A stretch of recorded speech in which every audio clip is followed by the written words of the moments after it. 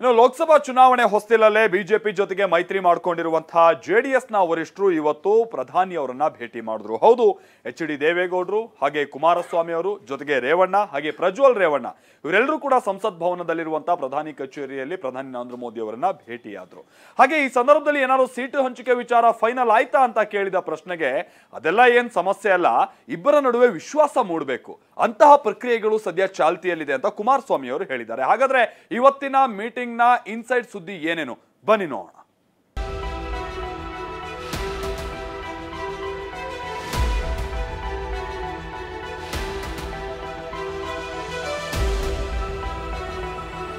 ದೆಹಲಿಯಲ್ಲಿ ಪ್ರಧಾನಿ ಮೋದಿ ಭೇಟಿಯಾದ ಗೌಡರ ಕುಟುಂಬ. ಲೋಕಸಭಾ ಚುನಾವಣೆ ಗೆಲ್ಲುವ ಕಾರ್ಯತಂತ್ರಗಳ ಬಗ್ಗೆ ಚರ್ಚೆ. ರಾಜ್ಯದ ವಿಧಾನಸಭಾ ಚುನಾವಣೆಯಲ್ಲಿ ಹೀನಾಯ ಸೋಲಿನಿಂದ ಕಂಗಾಲಾಗಿರುವ ಬಿಜೆಪಿ ಜೆಡಿಎಸ್ ಪಕ್ಷಗಳು ಒಂದೇ ವೇದಿಕೆಗೆ ಬಂದಿವೆ. ಎನ್ಡಿಎ ಭಾಗವಾಗಿರುವ ಜೆಡಿಎಸ್ ಬಿಜೆಪಿ ಜೊತೆ ಸೇರಿ ಲೋಕ ಸಮರ ಎದುರಿಸುವುದು ನಿಶ್ಚಯವಾಗಿದೆ. ಜೆಡಿಎಸ್ ಬಿಜೆಪಿ ಮೈತ್ರಿ ಆದ ಬಳಿಕ ಇದೇ ಮೊದಲ ಬಾರಿಗೆ ಪ್ರಧಾನಿ ನರೇಂದ್ರ ಮೋದಿ ಅವರನ್ನ ದೆಹಲಿಯಲ್ಲಿ ಜೆಡಿಎಸ್ ನಾಯಕರು ಭೇಟಿಯಾಗಿದ್ದಾರೆ. ಇವತ್ತು ಸಂಸತ್ ಭವನದಲ್ಲಿ ಬೆಳಗ್ಗೆ 11 ಗಂಟೆಗೆ ಮಾಜಿ ಪ್ರಧಾನಿ ಎಚ್.ಡಿ. ದೇವೇಗೌಡ, ಮಾಜಿ ಸಿಎಂ ಎಚ್.ಡಿ. ಕುಮಾರಸ್ವಾಮಿ, ಮಾಜಿ ಸಚಿವ ರೇವಣ್ಣ, ಸಂಸದ ಪ್ರಜ್ವಲ್ ರೇವಣ್ಣ ಸೇರಿದಂತೆ ಶಾಸಕ ಬಾಲಕೃಷ್ಣ ಪ್ರಧಾನಿ ನರೇಂದ್ರ ಮೋದಿ ಅವರನ್ನ ಭೇಟಿಯಾಗಿದ್ದು, ಪ್ರಧಾನಿ ಭೇಟಿ ವೇಳೆ ಮೊದಲು ರಾಜ್ಯದ ರೈತರ ಹಾಗೂ ನೀರಾವರಿ ಸಮಸ್ಯೆಗಳ ಬಗ್ಗೆ ಚರ್ಚೆ ನಡೆಸಿದ್ದಾರೆ. ಬಳಿಕ ದೇವೇಗೌಡ ಹಾಗೂ ಕುಮಾರಸ್ವಾಮಿ ಪ್ರಧಾನಿ ಮೋದಿ ಬಳಿ ಪ್ರತ್ಯೇಕ ಮಾತುಕತೆ ನಡೆಸಿದ್ದಾರೆ.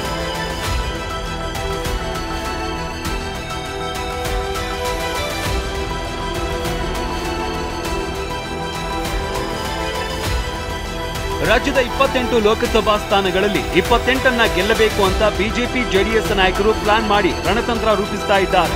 ಈ ಮಧ್ಯೆ ಜೆಡಿಎಸ್ ನಾಯಕರು ಪ್ರಧಾನಿ ನರೇಂದ್ರ ಮೋದಿ ಅವರನ್ನ ಭೇಟಿಯಾಗಿ ಸುಮಾರು ಅರ್ಧ ಗಂಟೆಗಳ ಕಾಲ ಚರ್ಚೆ ನಡೆಸಿದ್ದಾರೆ.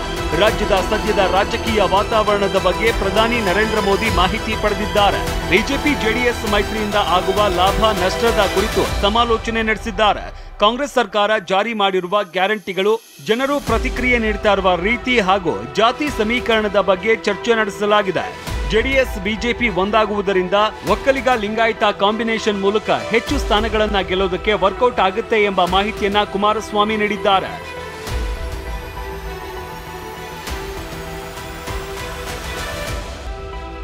ಮಂಡ್ಯ, ಕೊಡಗು, ಮೈಸೂರು, ಚಾಮರಾಜನಗರ, ತುಮಕೂರು, ಹಾಸನ, ಬೆಂಗಳೂರು ಉತ್ತರ ಕ್ಷೇತ್ರಗಳ ಮೇಲೆ ಜೆಡಿಎಸ್ ಕಣ್ಣಿಟ್ಟಿದೆ ಅಂತ ಹೇಳಲಾಗ್ತಾ ಇದೆ.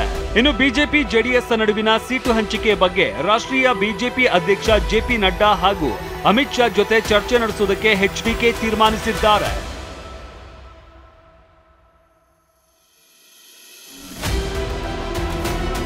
ಪ್ರಧಾನಿ ಭೇಟಿ ಬಳಿಕ ದೆಹಲಿಯಲ್ಲಿ ಮಾತನಾಡಿದ ಮಾಜಿ ಸಿಎಂ ಕುಮಾರಸ್ವಾಮಿ, ಕರ್ನಾಟಕ ರಾಜಕಾರಣವನ್ನ ಮಹಾರಾಷ್ಟ್ರ ರಾಜ್ಯಕ್ಕೆ ಹೋಲಿಸಿದ್ರು. ಕರ್ನಾಟಕದಲ್ಲೂ ಶಿಂಧೆ, ಅಜಿತ್ ಪವಾರ್ ಇದ್ದಾರೆ. ಯಾರು ಮೊದಲು ಹೊರಬರ್ತಾರೆ ನೋಡಬೇಕು ಅಂತ ಹೇಳುವ ಮೂಲಕ ರಾಜ್ಯ ರಾಜಕೀಯದಲ್ಲಿ ಬದಲಾವಣೆ ಆಗುವ ಸಾಧ್ಯತೆಗಳಿವೆ ಅನ್ನೋದನ್ನ ಮಾರ್ಮಿಕವಾಗಿ ಹೇಳಿದ್ದಾರೆ. ಜೊತೆಗೆ ಕಾಂಗ್ರೆಸ್ ವಿರುದ್ಧದ ಹೋರಾಟಕ್ಕೆ ವೇದಿಕೆ ಸಜ್ಜು ಮಾಡಿದ್ದೇವೆ ಅಂತ ತಿಳಿಸಿದ್ದಾರೆ. ಏನು ಬೇಕಾದ್ರೂ ಆಗ್ಬೋದು ರಾಜ್ಯದಲ್ಲಿ, ರಾಜ್ಯ ರಾಜಕಾರಣದಲ್ಲಿ ಏನು ನೀವು ಹೇಳ್ತಾ ಇದ್ದೀರಿ, ನಾವು ಯಾರು ಎಕ್ಸ್ಪೆಕ್ಟ್ ಮಾಡೋಕೆ ಆಗದೇ ಇರ್ತಕ್ಕಂಥ ವಾತಾವರಣ ಇದೆ. ಹಿಂದೆ ಅಜಿತ್ ಪವಾರ್ ಅಂತ ಹೇಳಿದ್ರು, ಈಗ ಬಿಜೆಪಿಯ ಈಗ ಕರ್ನಾಟಕದಲ್ಲಿ ಅಜಿತ್ ಪವಾರು ಇದ್ದಾರೆ. ಈಗ ಕರ್ನಾಟಕದ ರಾಜಕಾರಣದಲ್ಲಿ ಶಿಂದೆ ಅವರು ಇದ್ದಾರೆ. ಶಿಂದೆ ಅವರು ಮುಂದೆ ಬರ್ತಾರೋ, ಅಜಿತ್ ಪವಾರ್ ಫಸ್ಟ್ ಮುಂದೆ ಬರ್ತಾರೋ ನೋಡೋಣ. ಜನವರಿ ಎಂಡೊಳಗೆ ನಾವು ಎರಡೂ ಪಕ್ಷಗಳು ಈ ಸರ್ಕಾರದ ಏನು ಲೂಟಿ ಇದೆಯಲ್ಲ, ಆ ಲೂಟಿ ಮೇಲೆ ಚುನಾವಣೆ ನಡೆಸಿ ತಿಳ್ಕೊಂಡಿದ್ದಾರೆ. ಖಜಾನೆ ಖಾಲಿ ಮಾಡಿ ಅದರ ವಿರುದ್ಧ ಯಾವ ರೀತಿ ಹೋರಾಟ ಮಾಡಬೇಕು ಅನ್ನೋದಕ್ಕೆ ಒಗ್ಗಟ್ಟಿನಿಂದ ಹೋಗಲಿಕ್ಕೆ ಎಲ್ಲ ರೀತಿಯಲ್ಲಿ ವೇದಿಕೆ ಸಿದ್ಧ ಮಾಡ್ತಾ ಇತ್ತು. ಜೆಡಿಎಸ್ ವರಿಷ್ಠ ಎಚ್ಡಿಡಿ ಭೇಟಿ ಬಗ್ಗೆ ಟ್ವೀಟ್ ಮಾಡಿದ ಮೋದಿ, ದೇಶದ ಪ್ರಗತಿಗೆ ದೇವೇಗೌಡರ ಅವಿಸ್ಮರಣೀಯ ಕೊಡುಗೆಯನ್ನ ಭಾರತವು ಬಹಳವಾಗಿ ಗೌರವಿಸುತ್ತದೆ. ವೈವಿಧ್ಯಮಯ ನೀತಿ ವಿಷಯಗಳ ಕುರಿತು ದೇವೇಗೌಡರ ಆಲೋಚನೆಗಳು ಒಳನೋಟವುಳ್ಳವು, ಭವಿಷ್ಯದವುಗಳಾಗಿವೆ ಅಂತ ಬರೆದುಕೊಂಡಿದ್ದಾರೆ.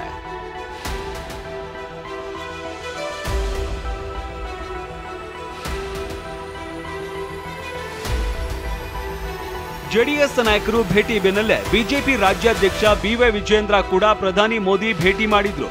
ಲೋಕಸಭೆ ಚುನಾವಣೆಗೆ ಸಿದ್ಧತೆ ಬಗ್ಗೆ ಪ್ರಧಾನಿ ಮೋದಿ ಜೊತೆ ಚರ್ಚೆ ನಡೆಸಿದ್ರು.